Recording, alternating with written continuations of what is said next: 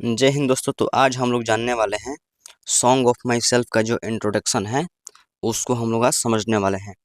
ठीक है ना। अपना 12th क्लास के जो चैप्टर है पोएट्री सेक्शन का second chapter song of my self, जिसका ऑथर जो है पोएट जो है कौन है, वाल्ट व्हिटमैन साहब है ना। तो सबसे पहले आप लोग वाल्ट व्हिटमैन साहब का फोटो यहाँ पर देख लीजिए, यहाँ पर कि किस तरह से ये हैं, है ना। सॉन्ग ऑफ माई सेल्फ जो आपका चैप्टर है, इस चैप्टर का जो पोएट है वो कौन है, वाल्ट व्हिटमैन है। इस बात को ध्यान रखिएगा, ठीक है ना। चलिए हम लोग एक एक पॉइंट करके इसके इंट्रोडक्शन को बहुत अच्छे तरीक़ा से समझेंगे आप, ठीक है ना। ठीक है, चलिए सबसे पहला पॉइंट यहाँ पर क्या बताया जा रहा है, वाल्ट व्हिटमैन 1819 से लेकर के 1892, मतलब कि वाल्ट व्हिटमैन का जन्म कब हुआ, 1819 ईस्वी में, ठीक है ना। 1819 एडी में, ठीक है ना, इनका बर्थ हुआ। और इनका जो मृत्यु है ना, ये डेट कब किए, तो 1892 में, 1892 में। तो ध्यान रखिएगा, इनका जो बर्न हुआ था, जन्म हुआ था 1819 में हुआ था, और इनका जो डेथ है ना, वो मृत्यु 1892 को हुआ था। चलिए, द पोएट्स पीपल्स पोएट, है ना, कहा जा रहा है जो वाल्ट व्हिटमैन है इनको पीपल्स पोएट कहा जा रहा है। इसका मतलब ये हुआ लोगों की, है ना, लोगों की कवि, है ना, या फिर लोगों का कवि कह सकते हैं। तो वाल्ट व्हिटमैन को लोगों का कवि कहा गया है, पीपल्स पोएट कहा गया है। एक तरह से इनको कह सकते हैं हम लोग उपाधि दिया गया है ना। जैसे कैसे हम लोग कहते हैं महात्मा गांधी को राष्ट्रपिता कहते हैं, फादर ऑफ द नेशन कहते हैं ना, एक तरह से ना। तो उसी प्रकार से इनको कहा गया है कैसा कवि, तो इन्हें लोगों का कवि कहा गया है, ठीक है ना, पीपल्स पोएट। ध्यान रखिएगा, जब आएगा ऑब्जेक्टिव क्वेश्चन में तो पीपल्स पोएट को ही टिक करिएगा। कहा जा रहा है is perhaps the most individualistic literary figure. अब देखिए समझिए, यहाँ पर परहैप्स का मतलब शायद होता है, ठीक है ना। मोस्ट का मतलब अधिकांश होता है। इंडिविजुअलिस्टिक का मतलब होता है जो खुद के बारे में हो, ठीक है ना, जो खुद के बारे में हो, जो चीज़ पर्सनल हो, व्यक्तिगत हो, ठीक है ना, तो उसको कहा जाता है इंडिविजुअलिस्टिक। और लिटरेरी का मतलब होता है लेखन, ठीक है ना। और फिगर का मतलब क्या होता है, कोई चित्र, है ना, कोई प्रतिबिंब होता है। तो जैसे कि यहाँ पर जो वाल्ट व्हिटमैन साहब है ना, इनको बोला गया है मोस्ट इंडिविजुअलिस्टिक लिटरेरी फिगर। ध्यान रखिएगा, मोस्ट इंडिविजुअलिस्टिक लिटरेरी फिगर बोला गया है। इसलिए बोला गया है क्योंकि इनका जो पोम्स जो है ना वो हुआ करते थे ना, उसमें ये अधिकांश व्यक्तिगत चीज़ों को लिखा करते थे, है ना। जो सार्वजनिक चीज़ें होती हैं उनको ये बहुत कम लिखा करते थे, ना के बराबर लिखा करते थे। व्यक्तिगत चीज़ों को, है ना, जो इंडिविजुअल है, जो पर्सनल चीज़ें हैं, है ना, ऐसे चीज़ों को ये अपनी कविताओं में पिरोया करते थे। इसलिए इनको बोला गया है मोस्ट इंडिविजुअलिस्टिक लिटरेरी फिगर। इस बात को ध्यान रखिएगा। That America has ever produced, है ना। इसका मतलब क्या हुआ, अमेरिका देश का नाम है, एवर का मतलब कभी, कभी भी, है ना, कभी की बात है, किसी समय का बात है। प्रोड्यूस्ड का मतलब हुआ यहाँ पर पैदा करना। जैसे कि प्रोड्यूस्ड का मतलब तो होता है उत्पादन करना, किसी चीज़ का उत्पादन करना, है ना। जैसे मान लीजिए कोई कोई फैक्ट्री है ना, जहाँ पर किताबों की उत्पादन की जाती है किसी एक प्रकार की, तो वहाँ पर कहा जाता है कि जो बुक है वहाँ पर प्रोड्यूस्ड होती है, ठीक है ना। लेकिन यहाँ पर क्या है, इनको बोला गया है कि कभी इनका जन्म जो है ना अमेरिका में हुआ था, किसी समय पर इनका जन्म अमेरिका में हुआ था। एक तरह से कह सकते हैं हम लोग कि इनका पैदाइश जो है मतलब कि अमेरिका में हुई थी, ठीक है ना, ऐसा बोला गया है। तो पहला पॉइंट में यही बोला गया है कि 1819 में इनका बर्न हुआ था, जन्म हुआ था, ये बर्न किए थे, और 1892 में इनका डेथ हुआ था। इन्हें पीपल्स पोएट भी कहा जाता है। मोस्ट इंडिविजुअलिस्टिक लिटरेरी फिगर्स से भी हम लोग इनको जानते हैं, और अमेरिका में इनका जन्म हुआ था। चलिए, ये मेरा पहला पॉइंट हो गया इंट्रोडक्शन का। आगे बढ़ते हैं हम लोग, अब समझिएगा। He began working as a carpenter, है ना, कहा जा रहा है क्या चीज़, he began working as a carpenter. अब कारपेंटर का मतलब क्या होता है, कारपेंटर का मतलब होता है बढ़ई। क्या होता है, तो बढ़ई होता है, इस बात को ध्यान रखिएगा, है ना। कारपेंटर का मतलब क्या होता है, बढ़ई होता है। बिफोर हिज 12th बर्थडे, है ना, जो इनका 12th बर्थडे था, जन्मदिन था, 12वां जन्मदिन, तो उससे पहले ही, है ना, बिफोर का मतलब क्या होता है, पहले होता है, ठीक है ना। तो कहा जा रहा है कि 12th बर्थडे से बिफोर यानी पहले ही बिगैन, यहाँ पर ही आया है वाल्ट विटमैन के लिए, ठीक है ना। बिगैन का मतलब होता है कि शुरू किए, है ना, क्या, तो वर्किंग, काम करना शुरू किए। कैसा काम, तो एज अ कारपेंटर, बढ़ई के रूप में इन्होंने काम करना शुरू किए। कब, तो 12th बर्थडे से पहले, बिफोर, जब इनका 12वां जन्मदिन नहीं मना था, नहीं आया था, उससे पहले ही ये बढ़ई के रूप में काम करना शुरू कर दिए थे। यहाँ से यह स्पष्ट होता है कि कितना जल्द ही इन्होंने परिश्रम करना शुरू कर दिया था, ठीक है ना। इस पॉइंट में यही बताया गया है, जो कि यहाँ पर जो है कारपेंटर, बढ़ई जो बोला गया है वाल्ट विटमैन को कि ऐसे ये काम किए थे बढ़ई के, तो ये बहुत महत्वपूर्ण चीज़ है, ध्यान रखिएगा इसको, ठीक है ना। चलिए अब हम लोग आगे बढ़ते हैं। अगला जो पॉइंट है, क्या कहा जा रहा है, he also worked as a printer, teacher and editor, है ना। क्या कहा जा रहा है कि ही ऑल्सो वर्कड, जो वाल्ट विटमैन साहब थे वो ऐसे भी काम किए थे, कैसे, तो एज अ प्रिंटर, है ना, प्रिंटर के रूप में। प्रिंटर का हिंदी होता है मुद्रक, है ना, जो छपाई का काम करता है, ठीक है ना। क्या करता है, जो छपाई का काम करता है। तो प्रिंटिंग का भी इन्होंने काम किया, जो वाल्ट विटमैन साहब थे। टीचर, है ना, शिक्षक का भी काम किया। एडिटर, एडिटर का मतलब होता है जो प्रकाशक होते हैं, ठीक है ना, या फिर प्रेषक होते हैं।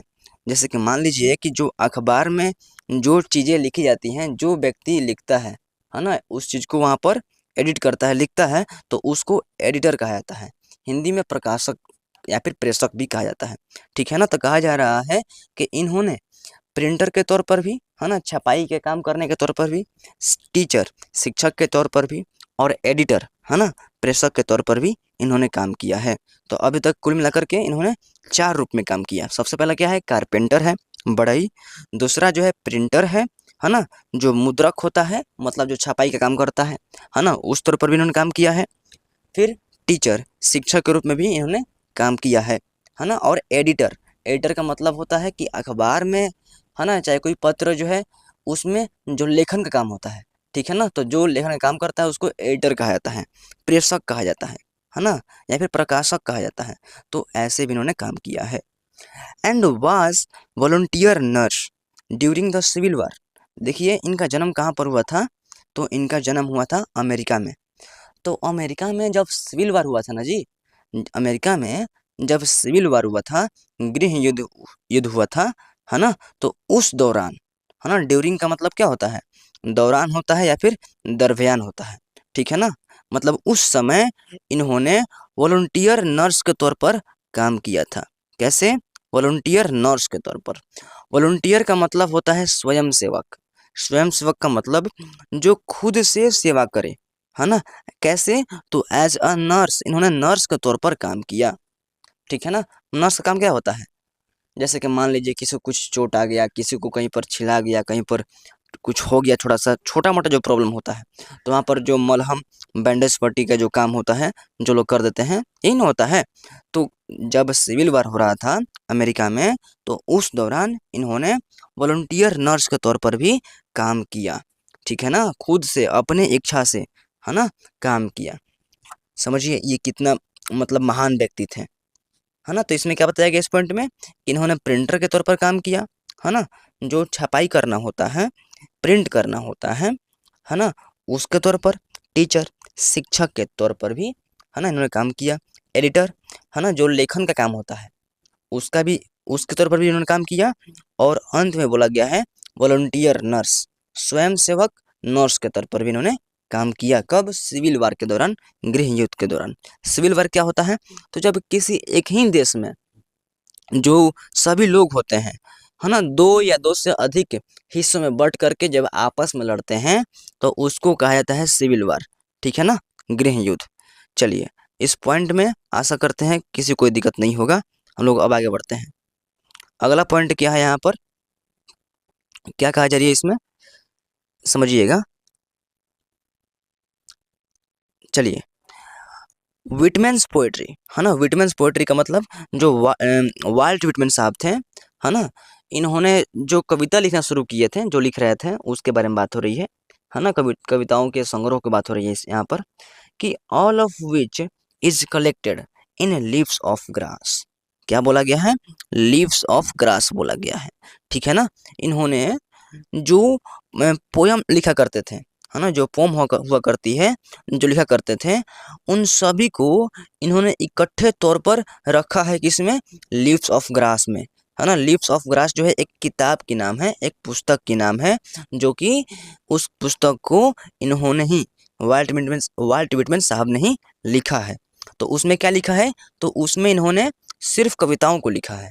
वहीं बोला गया है कि वाल्ट विटमैन्स पोएट्री, जो वाल्ट विटमैन्स की जो पोएट्री है, जो कविताएं हैं, ऑल ऑफ विच सभी को, है ना, इज कलेक्टेड मतलब कि एकत्रित करके, है ना, इकट्ठे तौर पर रखा गया है, किसमें, तो लीव्स ऑफ ग्रास में। ये एक पुस्तक की नाम है, जो कि लिखे थे वाल्ट विटमैन साहब। इसमें उन्होंने अपने सभी कविताओं को रखा है।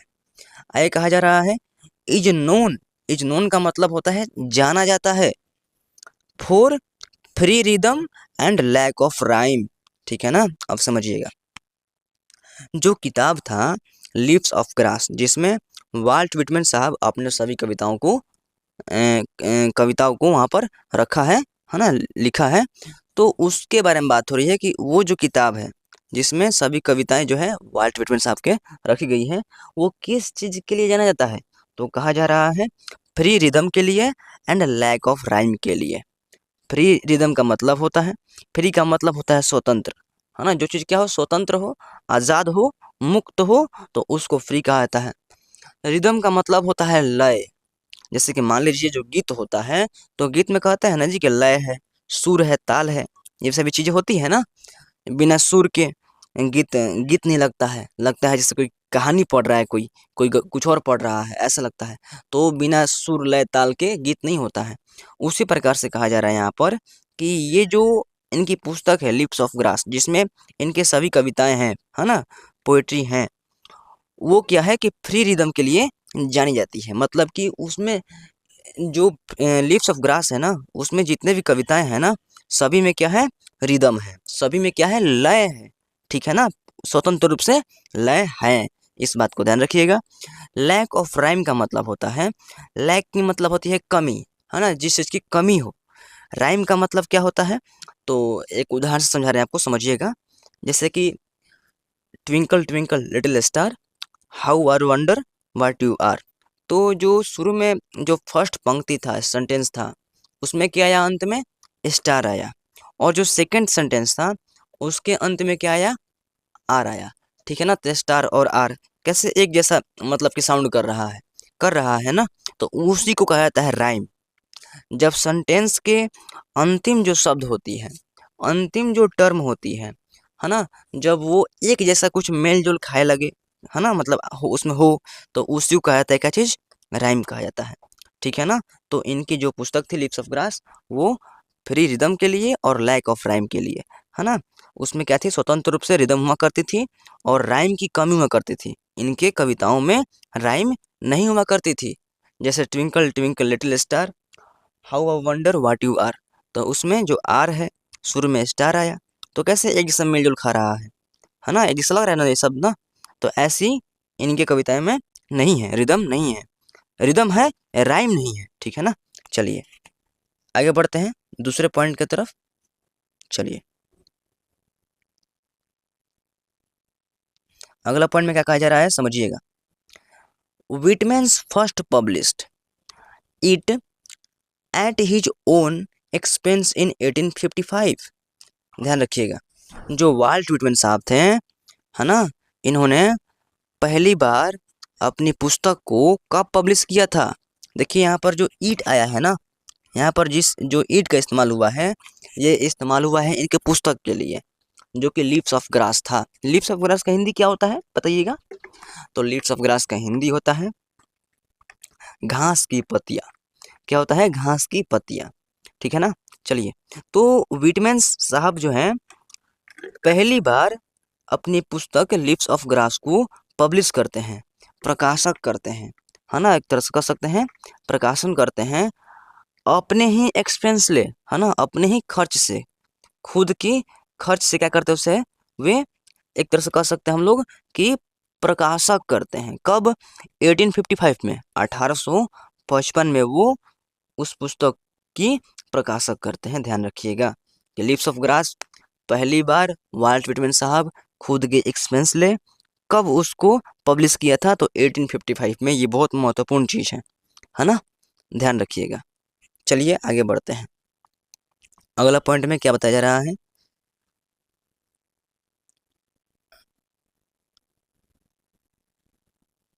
However the free form of the poems, है ना, कहा जा रहा है हाउएवर का मतलब होता है हालांकि, है ना, जो पोयम्स थी, है ना, वो कैसे थी, फ्री फॉर्म में थी, मतलब स्वतंत्र रूप में थी।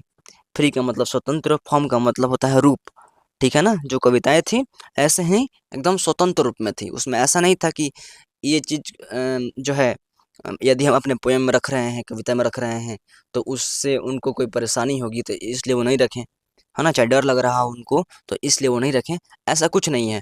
उन्होंने अपने कविताओं को स्वतंत्र रूप से रखा है, लिखा है ना, बिना किसी झिझक के, बिना किसी डर के। And the joyful dedication, joyful का मतलब होता है आनंदमय, है ना, खुशी पूर्वक। डेडिकेशन का मतलब होता है समर्पण, कि अपने कविताओं को स्वतंत्र रूप में उन्होंने लिखा है, और कहा जा रहा है यहाँ पर कि आनंदमय समर्पण से उन्होंने लिखा है। To the importance of the individual, उसमें उन्होंने जो जो पर्सनल चीज़ें होती हैं, जो इंडिविजुअल चीज़ें होती हैं, उसके महत्व को उन्होंने बताया है ना, उसमें इम्पोर्टेंस ऑफ द इंडिविजुअल पर अधिक जोर दिया है। यहाँ पर ये बताया जा रहा है इम्पोर्टेंस ऑफ द इंडिविजुअल का मतलब क्या है, व्यक्तिगत चीज़ों की महत्व, है ना, व्यक्तिगत का महत्व कह सकते हैं हम लोग, ठीक है ना। नहीं बता रहे थे अभी हम कि उसमें क्या है कि अपने कविताओं में इन्होंने खुद के बारे में, है ना, चाहे व्यक्तिगत चीज़ों के बारे में इन्होंने अधिक लिखा है स्वतंत्र तौर पर, ठीक है ना। वही कहा जा रहा है यहाँ पर, were not well received at first. अब देखिए यहाँ पर क्या बताया जा रहा है, समझिएगा बढ़िया से। कहा जा रहा है कि were not well received at first. At first का मतलब होता है शुरू में, वेल का मतलब होता है पूरे तरीका से, है ना, या फिर अच्छा होता है। कहा जा रहा है कि शुरू में तो लोग इनको, अमेरिका में इनका जन्म हुआ था, वहीं पर इन्होंने इस पुस्तक को लिखा था, लिप्स ऑफ ग्रास को, है ना, अपने से क्या किया, अपने ही खर्च से पहली बार उस पुस्तक को पब्लिश भी करते हैं 1855 में। लेकिन वहाँ के जो लोग हैं अमेरिका के, वे लोग इस चीज़ को सराहते नहीं हैं, है ना। शुरू में लोग इस चीज़ को अच्छे तरीक़ा से रिसीव नहीं करते हैं, एक तरह से कह सकते हैं हम लोग कि इस चीज़ की प्रशंसा नहीं करते हैं। ध्यान रखिएगा, यहाँ पर ये बोला गया है, ये बहुत महत्वपूर्ण बात बोला गया है, ठीक है ना। ये जो चीज़ें हैं यहाँ पर बताया गया है कि were not well received at first, बहुत महत्वपूर्ण है। कहा जा रहा है कि शुरू में अमेरिका में इनका प्रशंसा नहीं किया गया, लोग इनको सराहे नहीं, इनके काम को तवज्जो नहीं दिए, ठीक है ना, ये कहा गया। चलिए अगले पॉइंट में आते हैं। क्या कहा जा रहा है, इनफैक्ट, इनफैक्ट का मतलब होता है हालांकि, ठीक है ना। His collection of poems cost Whitman his job, है ना। कहा जा रहा है कि इनकी जो कलेक्शन ऑफ पोयम्स थी, है ना, कविताओं का जो संग्रह था, लिप्स ऑफ ग्रास जो पुस्तक थी उसमें इनकी कविताओं का जो संग्रह था, उस कविताओं के संग्रह के लिए, उस लिप्स ऑफ ग्रास पुस्तक के लिए इनको क्या कीमत चुकानी पड़ी, तो कहा जा रहा है जॉब, है ना, कॉस्ट विटमैन हिज जॉब, उसके लिए इनको अपनी जॉब गंवानी पड़ी, है ना, इनको अपना जॉब जो है, नौकरी जो है, खोना पड़ता है ना। क्या बात था भाई कि इनको अपना नौकरी खोना पड़ा, तो कहा जा रहा है आगे कि as it was taken to be obscene. Obscene का मतलब होता है अश्लील, क्या होता है, अश्लील होता है, ध्यान रखिएगा। या फिर जो चीज़ गंदा है उसको क्या कहा जाता है, ऑब्सीन कहा जाता है। इस चीज़ को ध्यान रखिएगा कि इन्होंने जो कविताओं को लिखा ना अमेरिका में, तो लोग उस चीज़ को सराहा नहीं, उनको ये चीज़ गंदा लग रहा था, है ना, ये चीज़ अश्लील लग रहा था। इनके जो संग्रह था कविताओं का, लिप्स ऑफ ग्रास, उस चीज़ को लोग वहाँ के जो थे अमेरिका के सराहे नहीं, लोग इनको भला बुरा बोल रहे थे। क्योंकि उन्हें ये जो है ना, इनकी जो कविताएं हैं ना, वो अश्लील लग रही थी, गंदा लग रही थी। वहीं बोला गया है कि as it was taken to be obscene, इसको अश्लील या फिर गंदा चीज़ों के तौर पर लिया गया वहाँ के लोगों के द्वारा। वहाँ के जो लोग हैं इस चीज़ को ऑब्सीन समझा, अच्छा नहीं समझे। अब समझिए कि उस समय इनको कितना कष्ट सहना पड़ रहा होगा समाज में, है ना। जब लोग इनके जो लेखन है उसको गंदा समझ रहे हैं, उसके वजह से इनको अपना क्या हुआ कि कॉस्ट चुकाना पड़ा, अपना एक कीमत चुकाना पड़ा। क्या चीज़? तो इनको अपना जॉब जो है, नौकरी जो है उसको खोना पड़ा। समझिए कि इनको कैसा उसमें फेस करना पड़ रहा होगा। हालांकि बाद में इस चीज़ को अमेरिका के लोग सराहेंगे, अभी नहीं, बहुत बाद में आगे। चलिए, अब ये बात हो रहा था 1855 के आसपास के, क्योंकि इस समय इन्होंने लिप्स ऑफ ग्रास को पब्लिश कराया था। आगे चलते हैं कि इन 1881 1881 में मैनी आफ्टर मैनी एडिशंस, है ना, क्या हुआ कि 1881 की बात है। समझिए 1855 में इन्होंने पहली बार खुद के एक्सपेंस ले, खुद के खर्च से अपनी पुस्तक को पब्लिश कराया। लेकिन अब आ गया 1881, है ना, क्या 1881, करीब कितना साल बाद कह सकते हैं हम लोग यहाँ पर? तो करीब 26 साल बाद ना। अब समझिए इतना समय बाद हो गया है इनका किताब को लिखे हुए। अब क्या होता है, आफ्टर मेनी एडिशंस, है ना, क्या होता है कि अखबारों में इनके बारे में बहुत सारे विज्ञापन होते हैं, बहुत सारी चीज़ें लिखी जाती हैं, ठीक है ना। इनके पुस्तक के बारे में, जो वाल्ट व्हिटमैन है उनके बारे में, कि इन्होंने एक पुस्तक लिखी है, उसमें कविताएं हैं इनकी, इस प्रकार की कविताएं हैं, है ना, कब लिखी है, ये सब चीज़ों का जब प्रकाशन होता है कह सकते हैं हम लोग, है ना, तो क्या होती है, leaves of grass finally found a publisher. तो अब जाकर के अंततः जो पुस्तक थी लीव्स ऑफ ग्रास, इसके लिए फाइनली, फाइनली का मतलब अंततः, फाउंड अ पब्लिशर, कोई एक प्रकाशक मिलता है। समझिए 1855 में इन्होंने लिप्स ऑफ ग्रास पुस्तक को लिखा, उस समय कोई प्रकाशक नहीं मिला, पब्लिशर नहीं मिला। पब्लिशर क्या होता है, जैसे कि कोई व्यक्ति जो है पुस्तक लिखा, ठीक है ना, तो जरूर नहीं है कि वो अमीर होगा। यदि वो अमीर होता तो हो सकता है कि वो खुद के पैसे से ही उस पुस्तक को पब्लिश कराए। पब्लिश कराए मतलब कि एक पुस्तक से 1000 पुस्तक में छपवा दे उसको, इस प्रकार के जो काम है उसको कहा जाता है पब्लिश कराना, ठीक है ना। तो क्या होता है कि अधिकांश केस में पुस्तक कोई और लिखता है और पब्लिश कोई और कराता है। जैसे मान लीजिए कि कोई पुस्तक लिखा गया मेरे द्वारा, ठीक है ना, और यदि एक पुस्तक जो है उसको मतलब कि टोटल खर्च उसमें जो है आ रही है 100 रुपया, ठीक है ना, और मार्केट में जब गई तो उसको मान लेते हैं गया वो 500 रुपया में, ठीक है ना।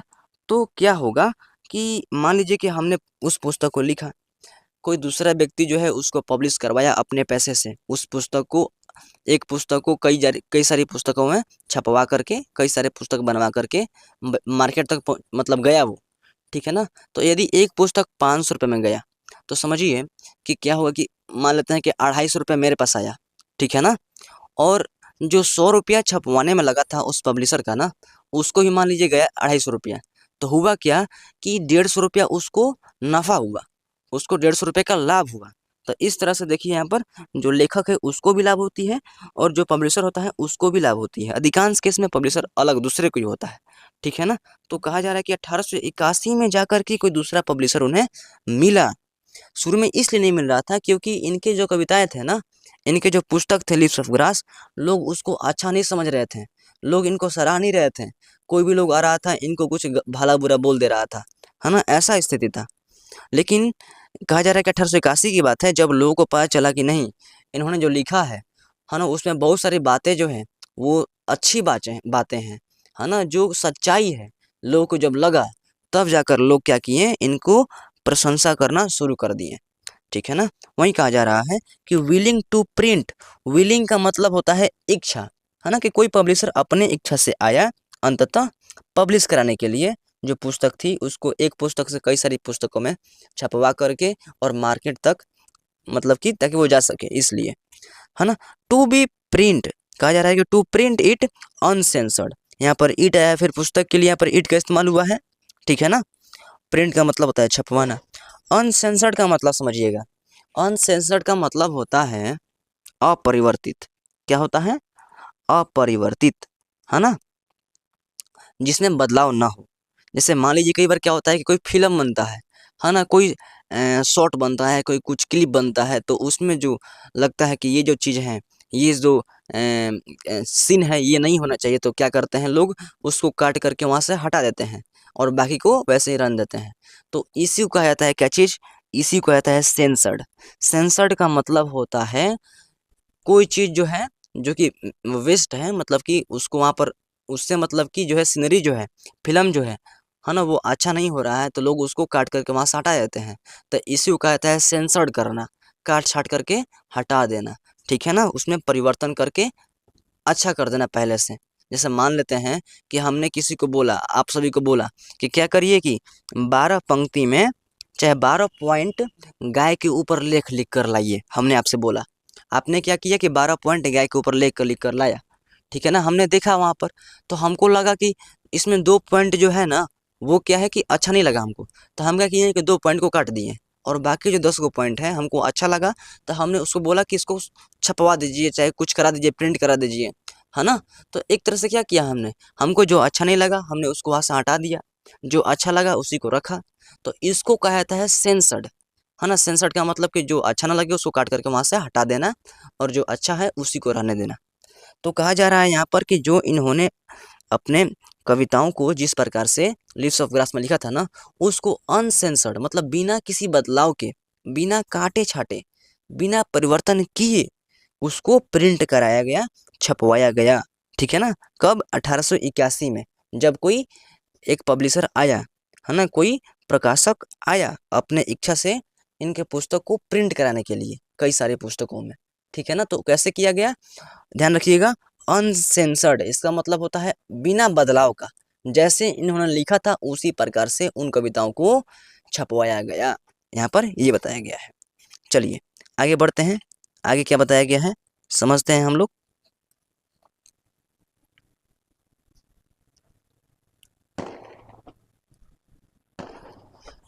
Translation of this collection were enthusiastically received in Europe.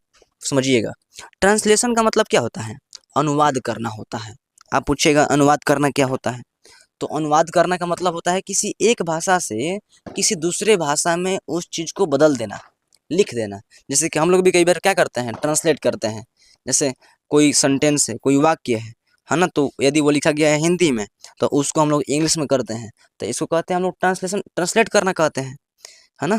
तो ट्रांसलेशन का मतलब क्या होता है? एक भाषा से दूसरी भाषा में उसको लिख देना, है ना? तो ट्रांसलेशन ऑफ दिस कलेक्शन, है ना? ये जो संग्रह थी इनकी कविताओं का, है ना? जो समूह था, उसको ट्रांसलेशन किया गया, उसको अनुवाद किया गया, ठीक है ना?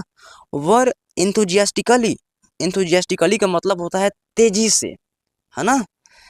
रिसीव्ड इन यूरोप, समझिएगा, इन्होंने लिखा था ये पुस्तक अमेरिका में, क्योंकि ये थे अमेरिका के वाल्ट व्हिटमैन साहब। लेकिन जो यूरोप वाले हैं ना, उनको देखिए, उनको इनकी किताबें अच्छी लगी, इसलिए वहाँ पर क्या हुआ अमेरिका में कि इनकी जो पुस्तक थी, जिस भाषा में लिखी गई थी, है ना?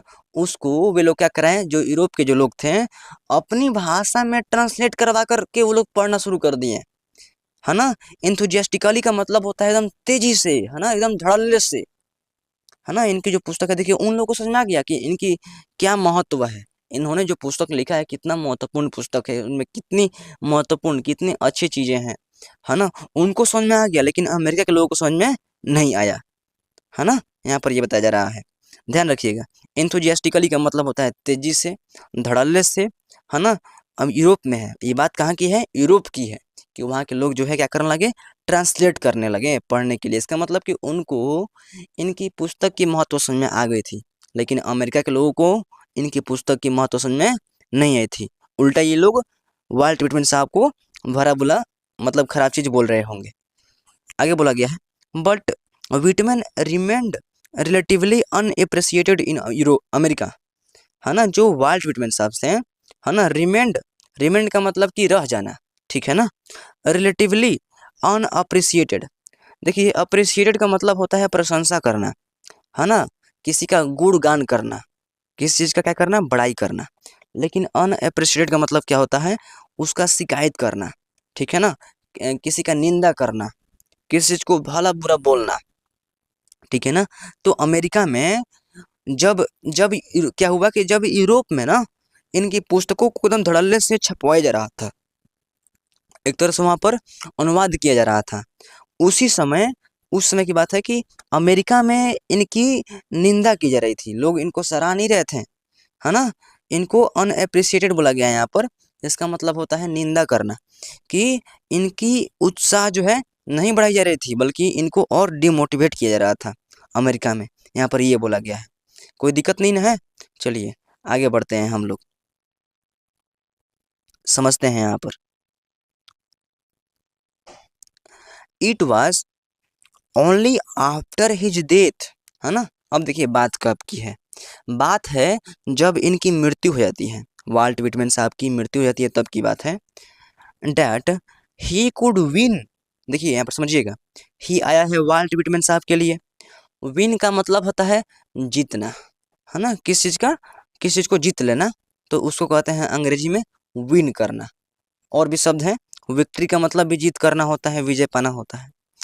तो कहा जा रहा है कि जब इनका मृत्यु हो गया तब जाकर के ये जीते, क्या चीज, एप्रिसिएशन, है ना। एप्रिसिएशन का मतलब क्या होता है, एप्रिसिएशन का मतलब होता है बड़ाई, क्या होता है, बड़ाई होता है, गुणगान होता है, किस चीज का सराहना होता है ना।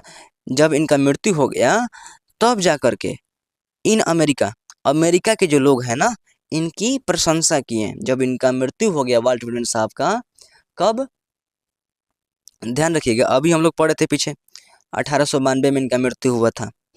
तो जब इनका मृत्यु हो गया तब जाकर के अमेरिका के लोगों को इनकी महत्व समझ में आई और वे लोग इनका प्रशंसा किए, है ना। यहाँ पर ये कहा जा रहा है, तब जाकर के ये अपने एप्रिसिएशन को, प्रशंसा को, बड़ाई को जो है ना, इन्होंने विन किया, जीता, यानी पाया, ठीक है ना। यहाँ पर ये बताया गया है, कहाँ पर, अमेरिका में। यूरोप वाले तो लोग समझ ही गए थे कि ये महत्वपूर्ण है, इनकी जो लेखन है वो महत्वपूर्ण है, लेकिन अमेरिका के लोग ही नहीं समझ पा रहे थे कि इन्होंने क्या चीज़ लिखा है। For his original and innovative expression, है ना, इन्होंने जो लिखा है अपने कविताओं को लिप्स ऑफ ग्रास में, उसको बोला गया है क्या चीज़, ओरिजिनल बोला गया है, और इनोवेटिव एक्सप्रेशन बोला गया है। ओरिजिनल का मतलब होता है असली, है ना, या फिर जो चीज़ सच का है, जो चीज़ क्या है, मूल चीज़ें हैं, है ना, उसको कहा जाता है ओरिजिनल अंग्रेजी में। इनोवेटिव का मतलब होता है कि जो चीज़ है ना वो हट करके है ना, जो चीज़ थोड़ा नया है ना, जो चीज़ क्या है, कुछ नया है, नवीनीकरण है ना, उसको कहा जाता है इनोवेटिव। एक्सप्रेशन का मतलब होता है कोई चीज़ को व्यक्त करना, बतलाना, उसको कहा जाता है अंग्रेजी में एक्सप्रेस करना, चाहे एक्सप्रेशन कहा जाता है। इन्होंने जो अपने कविताओं में ओरिजिनल चीज़ों को, जो असली चीज़ें हैं, उनको इन्होंने एक्सप्रेस किया था, बतलाया था, है ना। और जो इनोवेटिव चीज़ें हैं, जो चीज़ें नई हैं, जो थोड़ा हट करके अलग है ना, इनोवेटिव है, उसको इन्होंने अपने कविताओं में एक्सप्रेस किया था। दो तरह की चीज़ बोला गया है यहाँ पर, एक है ओरिजिनल और एक है इनोवेटिव, है ना। इस तरह के एक्सप्रेशन को इन्होंने अपने पोयम्स में, जो इनका किताब था लिप्स ऑफ ग्रास, उसमें इन्होंने एक्सप्रेस किया था, बतलाया था। ऑफ अमेरिकन इंडिविजुअलिज्म, है ना, अमेरिकन का मतलब क्या होता है, जो लोग अमेरिका के होते हैं उनको अमेरिकन कहा जाता है, अमेरिका के नागरिकों को अमेरिकन कहा जाता है, जिस प्रकार के इंडिया के लोगों को इंडियन कहा जाता है, ठीक है ना। तो कहा जा रहा है कि अमेरिकन इंडिविजुअलिज्म, इंडिविजुअलिज्म का मतलब क्या होता है, इंडिविजुअलिज्म का मतलब होता है जो चीज़ें व्यक्तिगत है ना, जो चीज़ क्या है कि किसी एक व्यक्ति के लिए है ना, तो उसको कहा जाता है इंडिविजुअलिज्म। कि अमेरिका के लोगों के लिए बात हो रही है यहाँ पर, कि अमेरिका के कोई एक व्यक्ति की यदि बात कर रहे हैं हम, तो उसके ओरिजिनल जो चीज़ें हैं, जो असली जो बातें हैं, जो इनोवेटिव चीज़ें है ना, उस चीज़ को इन्होंने अपने किताब में पिरोया था, लिखा था। तो उसके लिए इनकी मृत्यु के बाद इनको एप्रिसिएशन मिला, इनको बड़ाई मिला, ठीक है ना, यहाँ पर ये बताया गया है। His important works includes leaves of grass and drum traps, समझिएगा, हिज इम्पोर्टेंट वर्क्स का मतलब क्या होता है, महत्वपूर्ण काम। यहाँ पर हिज आया है वाल्ट विटमैन के लिए, कि उनका जो महत्वपूर्ण काम है, तो क्या है, तो एक है लिप्स ऑफ ग्रास, क्या है, लिप्स ऑफ ग्रास, और दूसरा जो है ड्रम टैप्स। ध्यान रखिएगा, ये दो जो है ना पुस्तक की नाम है ना, किताबों की नाम है जो वाल्ट व्हिटमैन साहब ने लिखा है। ठीक है ना, एक तो लिप्स ऑफ ग्रास जो कि अभी हम लोग पढ़ रहे हैं, और ध्यान रखिएगा जो हमारा ये चैप्टर है सॉन्ग ऑफ माई सेल्फ, है ना, खुद के गीत, तो ये भी कविता, ये भी पोयम लिप्स ऑफ ग्रास की ही ली गई है।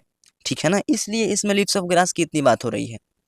और एक और किताब है ड्रम टैप्स, ये दोनों किताब ना वाल्ट व्हिटमैन साहब ने लिखा है। वहीं बोला गया है कि दोनों को क्या है, दोनों इम्पोर्टेंट वर्क्स है, वाल्ट व्हिटमैन साहब की सबसे महत्वपूर्ण काम है, इनका सबसे महत्वपूर्ण रचनाएं हैं, यहाँ पर ये बोली गई है। ध्यान रखिएगा 1855 में लिप्स ऑफ ग्रास लिखी गई थी पुस्तक, और ड्रम टैप्स 1866 में, है ना। ध्यान रखिएगा शुरू में क्या है, यहाँ पर भी 18 है, और यहाँ पर भी 18 है, यहाँ पर 55 है, और यहाँ पर 66 है। तो ध्यान रखिएगा 11 गुणे 5 क्या होता है, 11 पाँचे 55 होता है, और 11 छः कितना होता है, 66 होता है ना। तो 11 पाँचे 55, 11 छः 66, ऐसे याद रख सकते हैं आप कि 1855 में लिप्स ऑफ ग्रास लिखा था, और 1866 में इन्होंने ड्रम टैप्स लिखा था। ये पुस्तकों को इन्होंने लिखा था। आशा करते हैं आपको कहीं पर कोई दिक्कत नहीं होगी। अगले वीडियो में हम लोग ये जो अपना पोयम है ना, लिप्स ऑफ ग्रास, इसको हम लोग बढ़िया से और जानेंगे, समझेंगे। ठीक है ना, ये अभी तक हम लोग यहीं पर रहने देते हैं इसको। जय हिंद, जय भारत, धन्यवाद।